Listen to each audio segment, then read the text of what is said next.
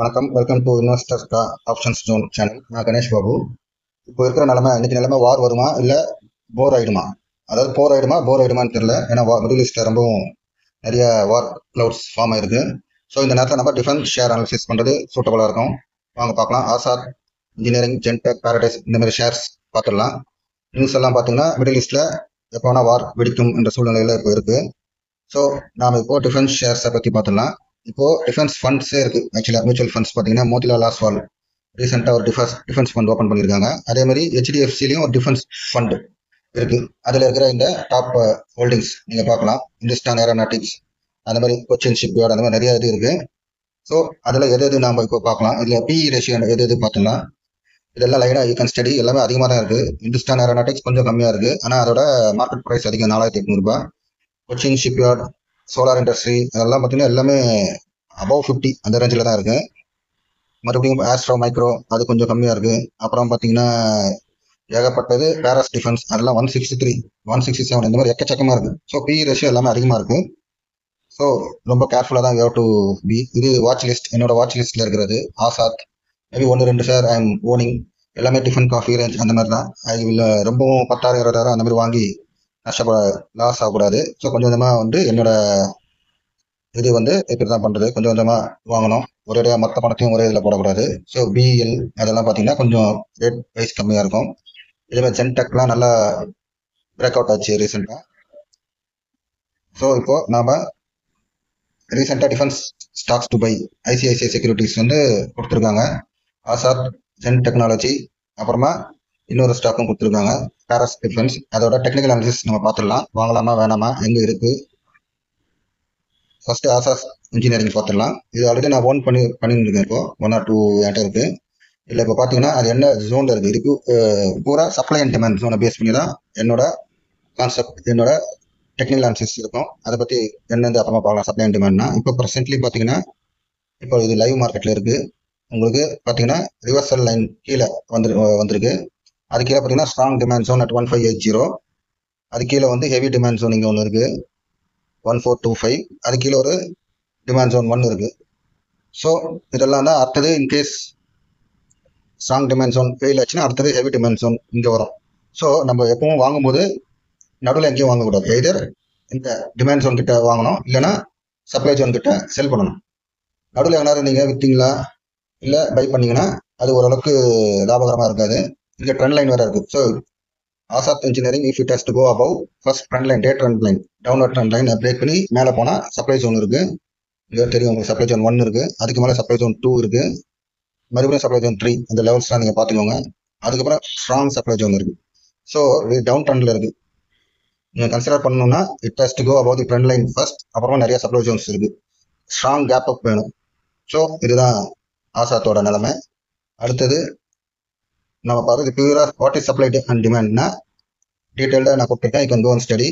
Simple supply. இப்போ apple எப்போ supply அதிகமாக இருக்கும்? சம்மர் சீசனில் ஓரளவுக்கு நிறையா இருக்கும். ஏன்னா அப்போ நிறைய விளையுது. அதே மாதிரி தான் டிமாண்ட் எப்போ அதிகமாக இருக்கும்? ஐ மீன் வின்டர் சீசனில் டிமாண்ட் அதிகமாக இருக்கும், ஏன்னா சப்ளையே இருக்காது. அதே கான்செப்ட் தான் இது. கேன் ஸ்டடி பண்ணிட்டு டவுட் இருந்தால் கமெண்ட் பண்ணுங்க. ஜஸ்ட் ஒரு எக்ஸாம்பிள், எஸ் பேங்கோட ஷேர்ஸ் ஆக்சுவலாக பார்த்தீங்கன்னா இது 5th அப்படியே ஒரு நியூஸ் வந்தது. இங்கே பார்த்தீங்கன்னா நியூஸ் ஃப்ரைடே 5th ஆக்சுவலாக நல்ல குவார்டர்லி ரிசல்ட் குட்டாக இருக்கும்னு சொல்லிட்டு கிவன் ஒரு நியூஸ் ஆர்டிகல். ஸோ சடனாக 11% ஏறிச்சு. You can see flat 11%. ஆனால் 11% ஏறின பிறகு கரெக்டாக இங்கே பார்த்தீங்கன்னா சப்ளை ஜோன் 1, 2 மேலே ஒரு supply zone, heavy supply zone. So இங்கே பார்த்தீங்கன்னா இந்த முதல் Y பாஸ் Y இங்கே கொடுத்துருக்கோம் பார்த்தீங்கன்னா, இங்கே இந்த கேண்டில் 11% ஏறிட்டு அங்கே ஸ்டாப் ஆயிடுச்சு. ரிட்டர்ன் மறுநாள் 8 இந்த கேண்டில் ரெட் கேண்டில் அடுத்த சப்ளை ஜோன் மேலே இருக்கு பாருங்க, 2வது ஏறும். அங்கே போயிட்டு மறுபடியும் ரிட்டர்ன். ஏன்னா குட் நியூஸ் தானே, 11% ஏறினவன் ஏன் அதுக்கு மேலே you was unable to go up? Main reason supply zone அங்கே இருக்கவே ரியாக்ட் ஆகி கீழே. அதுக்கப்புறம் பார்த்தீங்கன்னா மறுபடியும் right went up. Supply zone 1 கிட்ட அகைன் ரிட்டர்ன் பேக். மறுபடியும் சப்ளை ஜோன் கிட்ட ரிட்டர்ன் பேக். மறுபடியும் பார்த்தீங்கன்னா சப்ளை ஜோன் 1 கீழே ரிட்டர்ன் பேக். இதுல என்ன காரணம் நினைக்கிறீங்க? Main thing is supply and demand concept தான் SMC கான்செப்ட் சொல்லுவாங்க. இதை பற்றி டீட்டெயில்டா தெரியணும்னா பிளேலிஸ்ட்ல சப்ளை அண்ட் டிமாண்ட் இது 94% சக்சஸ் ரேட். அட்லீஸ்ட் 94% தியரட்டிக்கலா if you apply all the criteria கண்டிப்பாக கிடைக்கும். அட்லீஸ்ட் நமக்கு 70 to 80% வந்தாலே நல்ல ratio. So if you want to understand supply and demand, என்னோட ஒரு பிளேலிஸ்ட்ல ஒரு வீடியோ இருக்கு 94% சக்சஸ் ரேட்னு சொல்லிட்டு, அதை பாருங்க. So news will be very less affected. நியூஸால ரொம்பவும் கம்மியாக தான் அஃபெக்ட் ஆகும். இப்போ நம்ம அடுத்தது பாரஸ் டிஃபென்ஸ் பார்த்துடலாம்.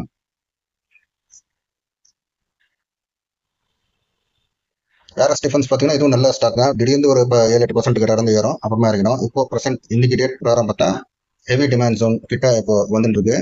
ரிவர்சல் லைன் மேல இருக்கு. If it has to go above, இங்க ஒரு டவுன்வர்ட் டே ட்ரெண்ட் லைன் இருக்கு, அதுக்கு மேல போனோம்.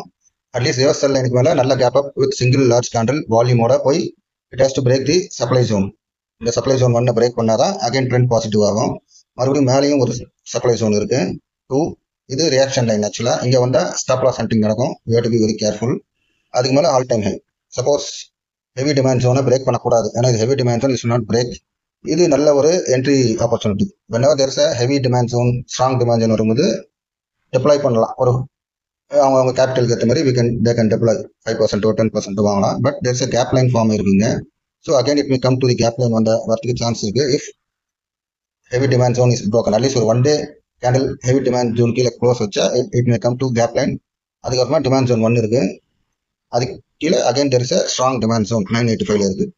So main bullish, it has to be புல்லிஷ்னா trend line and about reversal line நல்ல ஒரு கேண்டில் வச்சு ஹெவி கேண்டிலோட லாங் இதோட போகணும், பாடியோட போகணும். Paras defence. Introduction to channel. I'm Ganesh Babu, civil engineer from Chennai. Investor options zone completely supply and demand கான்செப்டை base பண்ணி தான். Disclaimer, I'm not a SEBI registered market consultant, purely educational purpose தான். So you have to be take your own responsibility. Important tip to save 1000 rupees. இது ரொம்ப ஈஸியான tip, உங்களுக்கு எல்லாருமே பண்ணலாம், நானும் பண்ணியிருக்கேன், எனக்கும் நல்ல சேவ் இருக்கு. வீட்டில் குழந்தைங்க இருந்தால் அடிக்கடி தலைவலி ஜுரம்லாம் வரும். துளசியை காய்ச்சி அந்த தண்ணி ஆற வச்சு ரெகுலராக கொடுத்தீங்கன்னா ஒன்ஸ் இன் அ வீக் கண்டினியூஸாக 3 months கொடுத்து பாருங்க, ஜுரம் எல்லாம் குறைஞ்சிடும். பயங்கரமாக ஜுரமாக வரதுக்கு சான்ஸ் இல்லை. அப்புறமா இதுவும் குறைஞ்சிடும். உங்களுக்கு சளி இருமல் கண்டிப்பாக டாக்டர் செலவு மிச்சமாகும். 1000 ரூபாய், அதை எடுத்து மினிமம் 1000 ரூபாய், அதை எடுத்து நீங்கள் எஸ்ஐபி போடலாம் குழந்தைங்க பேரில். ஜென்டெக், அடுத்தது ஜென்டெக் பார்த்துடலாம். இதுவும் நல்ல ஷேர் தான். திடீர்னு நல்ல பிரேக் அவுட் ஆகி நல்ல புல்லிஷா இருக்கு. மற்ற ரெண்டுமே சைட்வைஸ் டவுன்வர்ஸா இருக்கு. இது நல்ல புல்லிஷா இருக்கு. ஜஸ்ட் 1 hour ட்ரெண்ட் லைனை தான் பிரேக் பண்ணிருக்கு.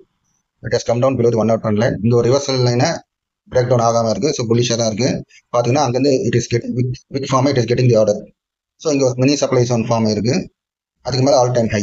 ஸோ இது புல்லிஷா இருக்கு நல்லா. In case it is getting broke down below the reversal லைனா இங்க ஒரு டிமாண்ட் ஜோன்.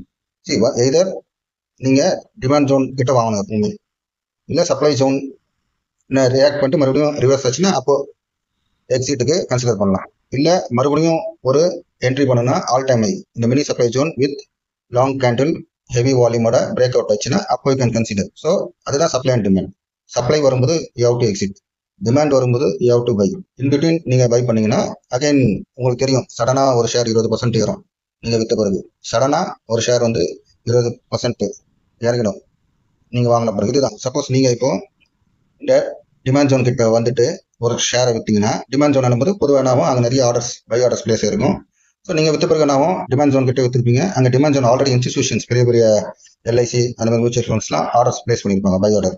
நீங்க வித்த பிறகு என்னாவும் இது வந்த பிறகு பை ஆர்டர்ஸ் ஆக்டிவேட் ஆகி சடனா மேலே போயிடும் உங்களுக்கு. So you have to be very careful. Supply and demand ரொம்ப இம்பார்ட்டன்ட்.